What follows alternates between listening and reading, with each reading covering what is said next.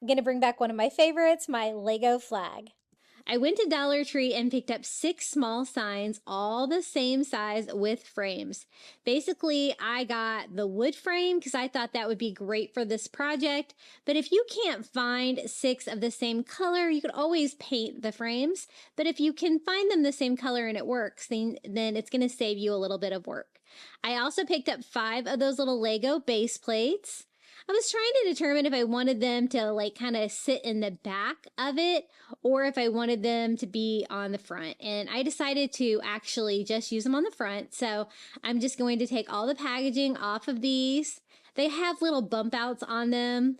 I happened to find 6 frames that were all the same, but again, really the only thing you're going to be able to see is the frame. And what we're going to do is we're going to make a really unique coastal American flag DIY. This is going to make a really cool sign. So gonna lay it out like that, 3 on the top, 3 on the bottom. Now for the last one, we only did 5 of the Lego blocks. I'm gonna use one of these little plastic tiles from the Dollar Tree and just using one of those little Lego base plates as a template, we're just gonna cut that down to size. I wanted something that had a different texture than the Legos, and I kind of liked this pattern, but honestly, if it's different, it's going to look better because I'm going for lots of textures on this. So that's going to have a completely different texture than the Lego plates. Now, I did notice that you could kind of see the, wallpaper, kind of like flowery stuff on the back of the pictures on the sides of my white plates. And I really did not want you to be able to see that. So I'm just going to go around and just paint the edges of the inside with white. I probably painted a little more than I needed to, but I didn't want you to be able to see that paper through there, and so that's what I did. I just taped off all the frames though because I wanted to make sure that I didn't get any paint on the side. So we have 5 of them. We painted white corners and sides. Now it's time to paint the Legos. I thought this would be a really fun texture and I'd never seen anybody craft with these before. So I just use some Dollar Tree painter's tape. I do a stripe all the way across and then I used a piece for a spacer to figure out the second row. But these 2 are going to be on the top, so they'll be next to each other. And then I'm just going in there with some crimson red chalk paint. It doesn't matter if it's chalk paint or not. I'm just looking for red and I had a great color. And I'm gonna go ahead and just start putting some stripes on there. Now, the bottom stripe is definitely a lot thinner, but that's okay because we'll continue that pattern down on the next row of the flag with the remaining 3 Lego bricks. So we have the red bumpy texture and then we have the white stripes on there, which are also a bumpy texture. And so those will sit inside the 2 frames on the top. And then we need to do 3 of them for the bottom. I was lucky enough to find white ones, but if you can't find the colors that you want, like the white ones, you could always paint them all. And so I continued that stripe from the first one by kind of just doing a half of a stripe. And then did painter's tape all the way across. And again, just using a piece of painter's tape for a spacer in between. So we're going to continue that red stripe from the top of our flag down here on the bottom. And I did use a brush on the Lego to make sure that I could like get down in between all the little pegs on the Lego and make sure I get pretty good coverage on those. And this is like going to be a flag that you can display like on the wall or you can display it like on a shelf. It turned out so cute.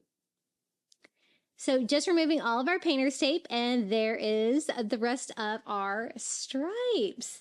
Now we need to work on that top part, the little corner where it's going to be like blue with stars, but we're going to do a coastal take on this.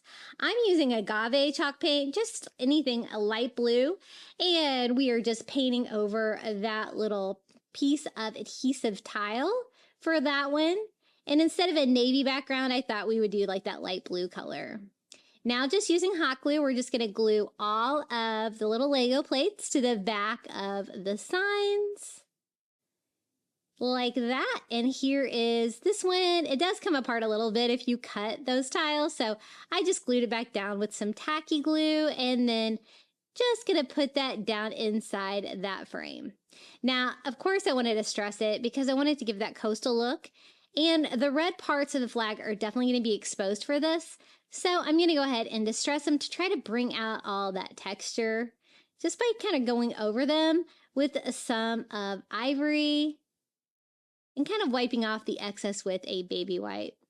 Now, if you wanted crisp lines on yours, you wouldn't want to do the distressing, but I like to distress with like ivory for like a coastal farmhouse feel. And I think it really brought out the texture on that red and showed like what kind of a cool material that we were working with for this flag. Now I got it like all distressed. I'm also going to distress like the blue part up there. And I wasn't totally happy with it just being like, you know, like a Lego flag. And I thought we could make it look like even more coastal. I definitely want to keep the red Legos, but you'll see what I do with the white stripes to make them a little bit more coastal. Now, instead of stars for the top of our flag, we're going to use a Dollar Tree starfish. I'm just going to glue that on to the top part with some Dollar Tree glue. And of course, we're going to use a starfish for our coastal 4th of July flag. It looks so cute up there.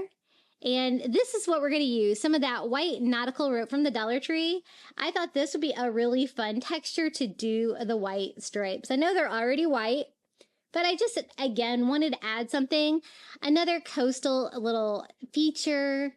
And it's going to be white too. So I think this turned out really good. So basically, I just cut down the rope to size. And I'm using the wider white rope from the Dollar Tree. So I'm going to need about 2 of those for each stripe on our flag. So I'm just going to get some heavy duty scissors and cut through there. A lot of you guys have asked me what kind of scissors I use to cut through the Dollar Tree rope. These are just KitchenAid kitchen scissors. And, you know, they work, but sometimes just whatever sharp scissors you have is going to work better. So sometimes like my really sharp scissors that I've recently purchased at the Dollar Tree or something like that will cut even better than the KitchenAid ones. You're just going to have to get something that's going to cut all the way through it, kind of saw through it. And again, this was the rope we used. So I cut down 4 pieces for each one of those 5 little parts of our flag. And then we are just going to use hot glue to attach those down. And I'm really glad I did this at the end of this project. I really think this gave them like a way more coastal feel, and it made it seem less like a Lego piece that you would see like at a Legoland or something like that. But it was really fun crafting with the Lego little tiles. I'll probably have to do that again. I really like to find anything from the Dollar Tree that's going to give my DIY like a lot of texture. So towards the end, I just start gluing 2 at a time to make it more efficient there, and just gluing down the rest of our stripes. Now the only thing I have left to do on this project is to attach all 6 of my frames together to form that fun coastal flag. And I always like DIYing with flags for 4th of July. So patriotic, and you can do so many creative things. Give it your own little spin. So I'm going to start by putting these together. I was thinking they might need a little bit of reinforcement. I don't know though, like the, frames are pretty square and solid. So we can probably just get away with a few popsicle sticks on the back to secure those. Kind of like that. Now, I'm going to go ahead and glue them together. I'm just going to use hot glue. It's going to be quick and fast. I use Gorilla Glue hot glue. It works pretty well. If I were doing this an outdoor project, I might choose a different kind of glue, but this is going to be inside, so I think it's going to be fine.